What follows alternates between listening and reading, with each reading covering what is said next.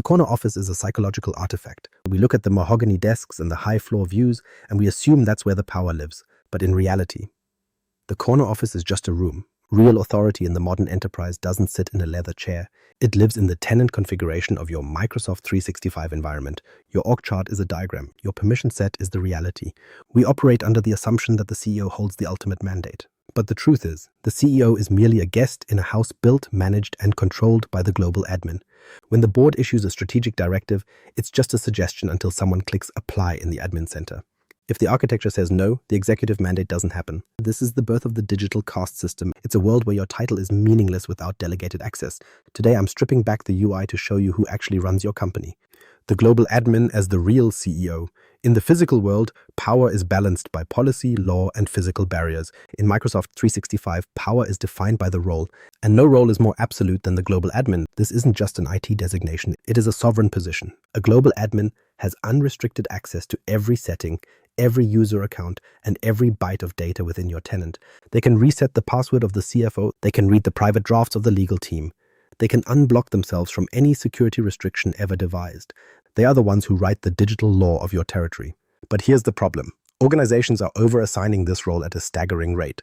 Research shows that many firms have over 100 people holding global admin privileges. That's not a leadership team. That's a crowd. It creates a shadow leadership problem where the people who can actually override the system are often 3 or 4 levels removed from the boardroom. When you have 100 global admins, you don't have a governance model. You have a digital feudalism where everyone has the keys to the kingdom. What typically happens is that IT teams fall into the technology lifeguard trap. Because they have ultimate power, they spend their entire day scanning for mundane infractions. They're chasing down unowned groups, monitoring MFA setups, or following up on quota limits. They are the most powerful people in the building, yet they are spending their time acting as digital janitors. This concentration of power is a structural flaw. The global admin was designed as a break glass role. It was supposed to be the emergency lever you pull when the building is on fire. Instead, it has become the default setting for convenience. We give people global admin rights because it's easier than figuring out exactly what they actually need to do their jobs. But in reality, convenience is the enemy of control. Every time you assign a global admin role to unblock someone, you are diluting the CEO's actual authority. You are creating a layer of people who can bypass the very policies the CEO just signed off on. If the security policy says no external sharing, but the global admin decides to help a friend by flipping a switch, the policy is dead. The global admin just vetoed the executive office. And one level deeper, it's about the role concentration ratio. In most organizations, 3 or 4 people can effectively override what 300 managers were told to follow. This is the model behind the modern power struggle. We think we are managing people, but we are actually managing a permission set. If you don't believe me, try to change a major corporate policy without the consent of your tenant admins. You'll find out very quickly where the sovereign power truly resides. The flaw isn't the people, it's the assumption that the org chart matters more than the intra-ID role assignment. We've built these hierarchies for a world that no longer exists.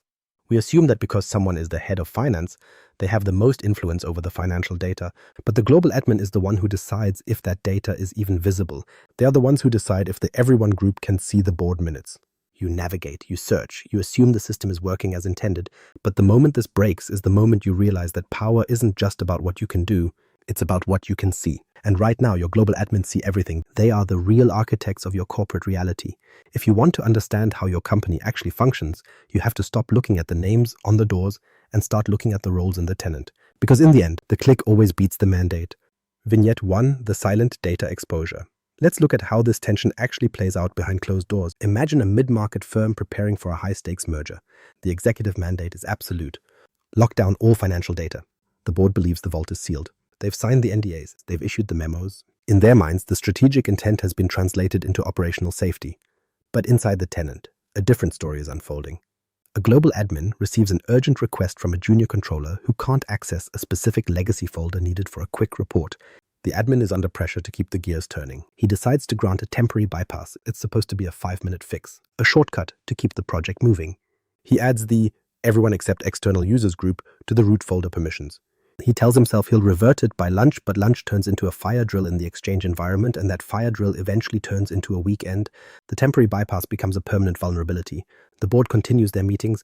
They are completely unaware that the digital walls of their data vault have been replaced with glass. 3 months later, the merger is in its final stages. An intern in the marketing department is bored. He opens the SharePoint search bar and types minutes. He isn't a hacker. He isn't looking for a payday. He's just curious.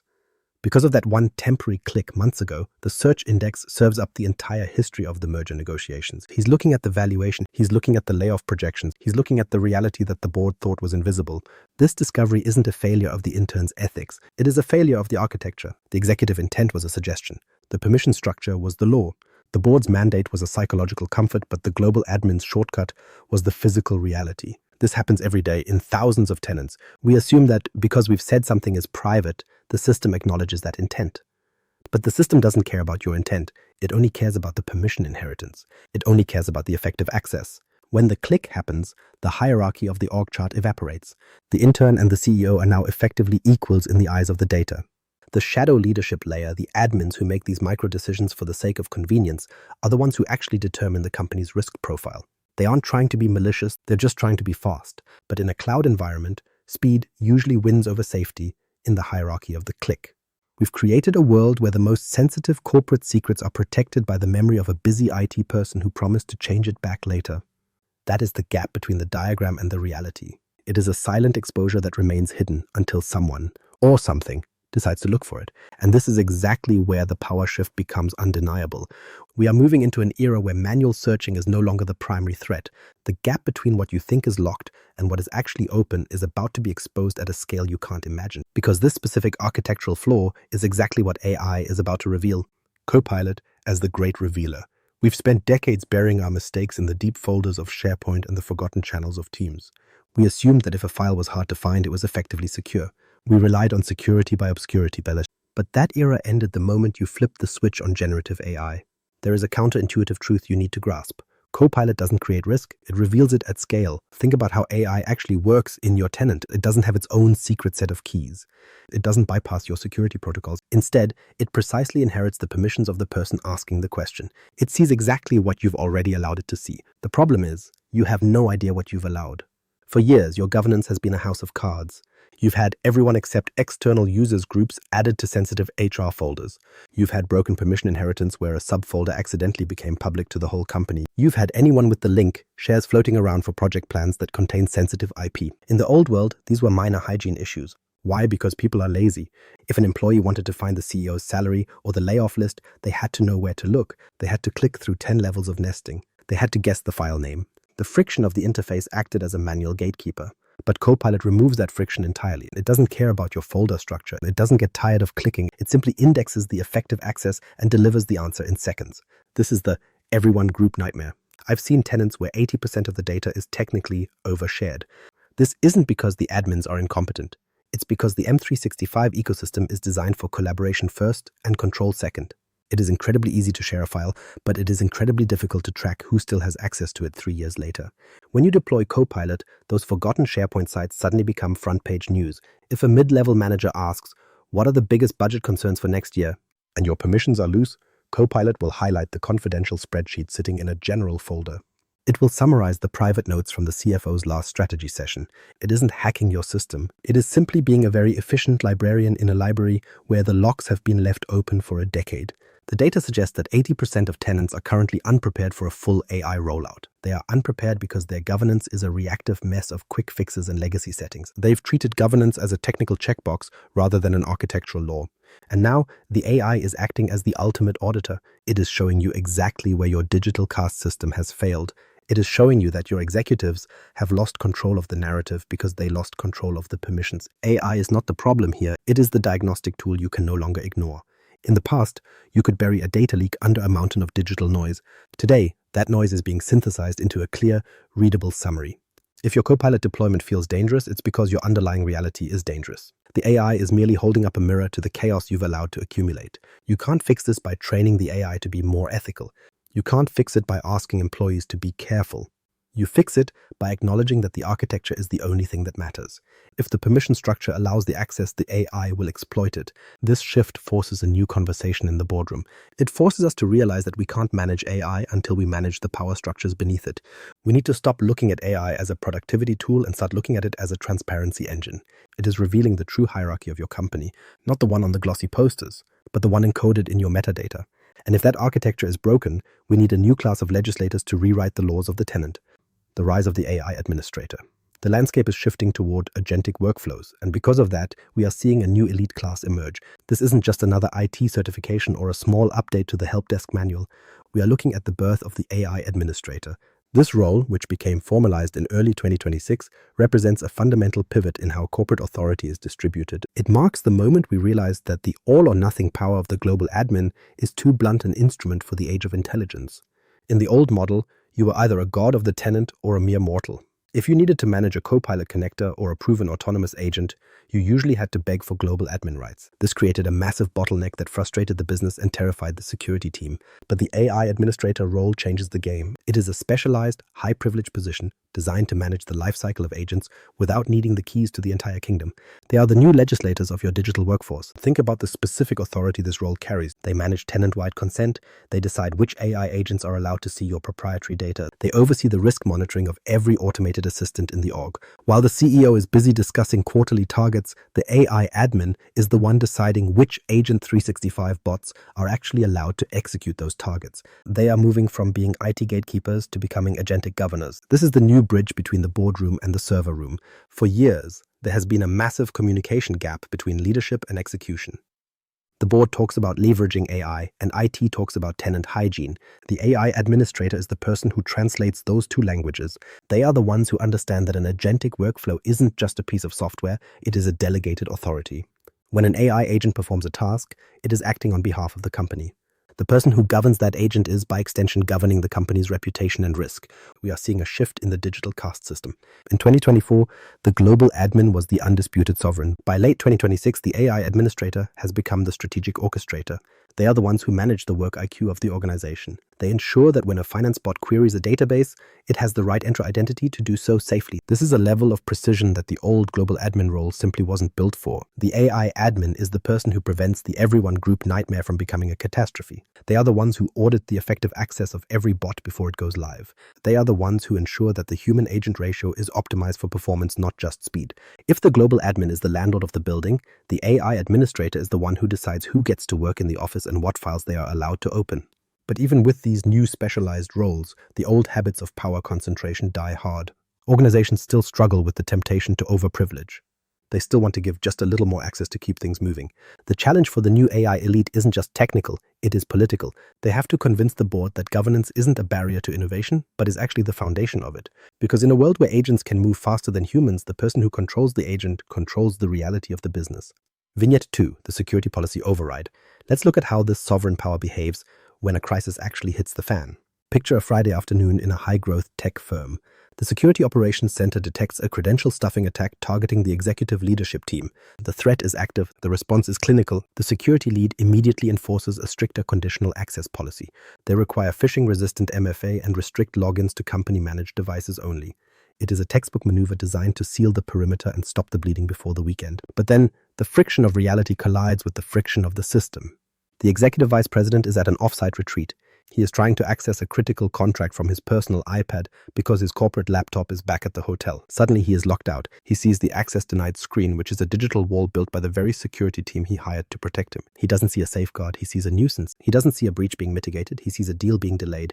He calls the IT help desk, but they can't help. He bypasses the chain of command and calls the one person he knows can fix anything, a senior global admin. The conversation is short. I'm in the middle of a $5 million closing and the system is blocking me. Fix it. The global admin is now caught in the ultimate hierarchy trap. He knows the security team put that policy in place for a reason. He knows the attack is still ongoing, but he also knows that the man on the other end of the line has the power to influence his bonus, his career path, and his daily stress levels. The dopamine hit of fixing a problem for a powerful person is an intoxicating incentive. He doesn't call the security lead to discuss the risk. He doesn't check the logs. He simply navigates to the Entra portal, finds the new conditional access policy, and clicks Disable. In that 1 second, the short-term convenience of an executive wins over the long-term safety of the entire organization. The unblocked leader gets his contract. He closes the deal. He is happy. But the vulnerability window is now wide open. The attackers, who were previously banging their heads against a wall, find that the door has been left unlocked. They move laterally. They escalate privileges. They begin the quiet process of data exfiltration while the global admin is receiving a thank you email for his quick thinking. This is the hierarchy of the click in action. It proves that speed and perceived status almost always defeat governance in a crisis. We treat these security policies like they are carved in stone, but they are actually just software settings that a handful of people can delete at will. The global admin didn't just override a policy, he overrode the collective intelligence of the security department. He became the highest authority in the company because he was the only one who could physically change the rules of the game. To stop this cycle, we have to stop treating governance as a technical checkbox. We have to realize that as long as we allow this level of concentrated standing power, the org chart will always be at the mercy of the most helpful person in IT. The 30-day power shift. You don't fix a broken power structure by adding more layers of red tape. You don't solve digital feudalism by writing a 50-page policy manual that nobody in the server room is ever going to read. If you want to reclaim the authority of your executive office, you have to realize a fundamental truth about M365. You don't fix governance by adding policies, you fix it by removing power. If the architecture is the law, then the only way to change the law is to change who holds the keys. This isn't a multi-year digital transformation project. It is a focused 30-day tactical shift designed to move your organization from standing privilege to intentional access. We are going to stop treating the global admin role like a badge of honor and start treating it like the radioactive asset it actually is. The first 2 weeks are about visibility. You cannot manage what you haven't counted. You need to pull a report that lists every standing global admin, every privileged role admin, and every service principal with tenant-wide rights. Most leaders are horrified when they see the results. They expect to see 4 or 5 names, but they usually find 40 or 50. This is your baseline. This is the shadow leadership layer exposed in black and white. You aren't just looking for people. You are looking for the role concentration ratio. You are identifying exactly how many individuals have the physical capacity to veto a board-level strategic mandate with a single click. Once you have the count, the final 2 weeks are about radical reduction. This is where the digital caste system is dismantled. Your goal is to reduce standing global admins by at least 80%. You aren't taking away their ability to do their jobs, but you are changing how they access that power. This is the move to just-in-time access. If an admin needs to change a global setting, they shouldn't have that power while they're checking their morning email. They should have to request it, justify it, and have it automatically expire after the task is done. By the end of day 30, you should have no more than 2 break-glass accounts. Everything else must be delegated, scoped, and timed. This shift moves the organization toward a federated hub-and-spoke model. The central IT team sets the core guardrails, which act as the digital constitution, while the business units manage their own local data within those boundaries. You are replacing absolute centralized control with coordinated, distributed autonomy. You are finally making the org chart mean something again because the technical permissions now reflect the actual reporting lines of the company. We are moving from a state of digital feudalism to a governed ecosystem. This transformation is the only way to ensure that your corporate strategy actually survives the click of a busy administrator. The corner office might be a psychological artifact, but the tenant configuration is a living, breathing reality. If you remember nothing else from this deep dive, remember this. Your executives define the strategy, but your global admins define the reality. It is time to align the two. Audit your shadow leadership layer today, because if you don't do it, Copilot will eventually do it for you. This is about more than just security. It is about reclaiming the architecture of power in your own house. So that's the technique. It ensures your org chart matches your digital reality before AI exposes the gaps. To discuss how these power structures are evolving in the age of Agent 365, connect with me, Mirko Peters, on LinkedIn. If this shifted your perspective on tenant leadership, please leave a review to help others find this. End of brief.